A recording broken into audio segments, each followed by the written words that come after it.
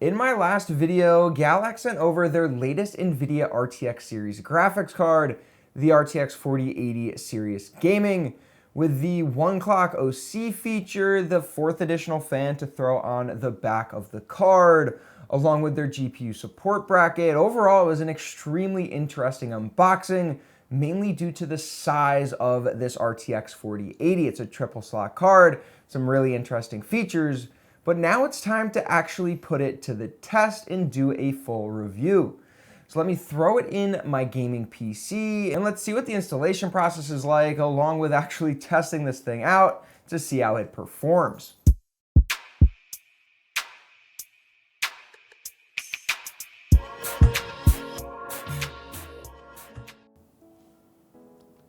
So first things first, let's get our RTX 3080 Ti out of here. And in comes our RTX 4080. I did have to remove an extra slot cover on the back of the case to make way for our triple slot card. And the card does now block the next PCIe slot, so you can't plug anything into that if you wanted to. But overall, this card is a beast. So now I'm gonna connect our PCIe power connector, or the splitter, for our 3 8-pin cables. So we'll hook those up. Of course, make sure you get this thing securely and tightly in place. You've probably heard that it is a fire hazard if you do not. So connect this thing securely. This is how it looks. Beastly big card, but it definitely needs some more support so we don't get any GPU sag. And that's where this Obelisk GPU support stick comes in that Galax includes with this card. It's got a magnetic base, secures to your case, and then this thing just slides up. You can lock it down and you're good to go. It's also got some RGB in there along with the card, so we're gonna use our RGB splitter to connect to an ARGB header on our motherboard to control both RGBs. But you're definitely gonna wanna use this thing, as you'll soon see the GPU will sag if you don't. And here's how it looks.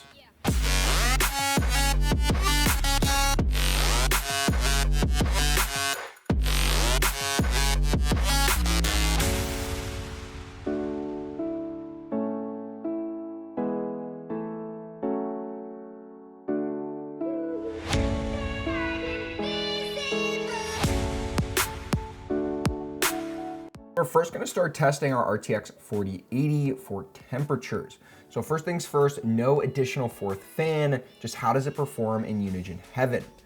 And then we're going to go through the process of installing our 4th additional fan. So very simple installation process, just 3 clips on this fan. So you got the 2 on the end of the graphics card, the 3rd one slots in towards the middle of the card, and then we just have this 1 cable to control the PWM fan settings as well as the RGB on the fan. So it's a full ARGB fan with PWM control as that 4th additional fan on the back of the card.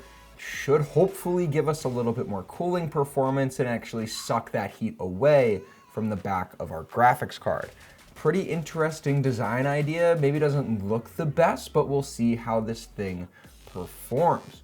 So let's hop back in to Unigine heaven, see if we get any better temperatures, better clock speeds. We'll see what we get when this test stops running. So temperatures were definitely very, very similar, but we did see around a 1 degree drop in temperatures with that 4th additional fan compared to without it. We also were able to boost to 2820 megahertz for a little bit longer, but not too crazy when it came to a difference in FPS, pretty much within margin of error. But now it's time to hop over to Time Spy and see how this thing performs against my last generation card, the RTX 3080 Ti. We're looking at a 22,208 with a 27,000 graphics score compared to the 3080 Ti, which scored a 17,500 and right around a 20,000 on the graphics score. So right around a 30% improvement compared to the 3080 Ti with this RTX 4080. And now it's time for some gaming benchmarks. We're gonna look at Call of Duty Modern Warfare 2, pretty much all competitive settings, Cyberpunk 2077 with ray tracing ultra settings, and then we'll take a look at a slightly easier to run game in Valorant.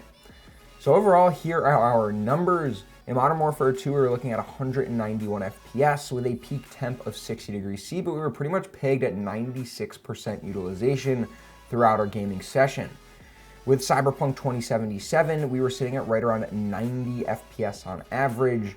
We pretty much didn't utilize the GPU as much as we did with MW2, right around 77% utilization and a peak temp of 53C. And then when it comes to Valorant, very low utilization game at right around 20% utilization and a peak temperature of only 34 degrees Celsius, which resulted in a final average FPS of almost 350. So a very, very good card. So as you guys just saw, the Galax RTX 4080 is one serious graphics card. It is super, super impressive in terms of performance as well as look, and definitely really impressive when it comes to temperatures. Now, it is really hard to recommend RTX 4000 right now due to the pricing. You can get your hands on a pretty good RTX 3000 series card, both new and used at this point, as well as next-gen AMD. So it is hard to recommend with the price being right around like $1,300 to $1,400 from their AIB board partners. But this card is really, really impressive.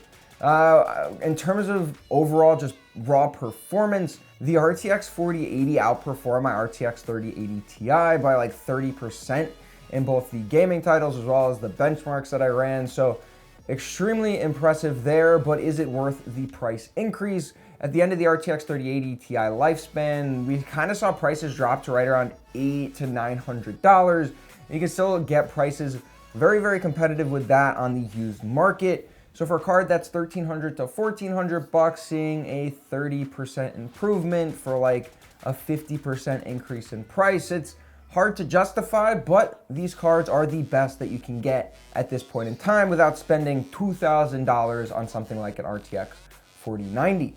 Now, what was really, really impressive about this card was the temperatures. We never saw the card get above 60 degrees C throughout all of my benchmarks, trying to completely stress test and thermal limit this card. Only saw 60 degrees C peak, and when we were gaming on pretty light titles, it sat at like 34 degrees Celsius. Insanely, insanely cool temperatures on this card, and that triple slot cooler is definitely what's contributing to that amount of heat dissipation. You get the 302mm fans, and when we slapped the fourth fan on the back, although we didn't see tremendous improvements, we did see a slight reduction in temperatures, and we were able to hold boost clocks just a little bit longer, which resulted in slightly higher FPS, all kind of within margin of error. But overall, I think that fourth fan actually does do a little something. Probably not a complete gimmick, probably not a complete game changer, but adding an additional fan should definitely help things along. I mean, prices are insane, but so is the performance of this thing. So if you're in the market for an RTX 4080, you either need it for gaming or rendering or something else, and you have the money to spend, this is one of the better versions of the card out there. But what do you guys think? Would you spend well over $1,000 on an RTX 4080 like this one from Galax, or would you spend it on something else? I'd love to hear what you guys are thinking down in the comments below. If you enjoyed the video, give it a thumbs up. If you haven't already, get subscribed to the channel, and I'll see you in the next one.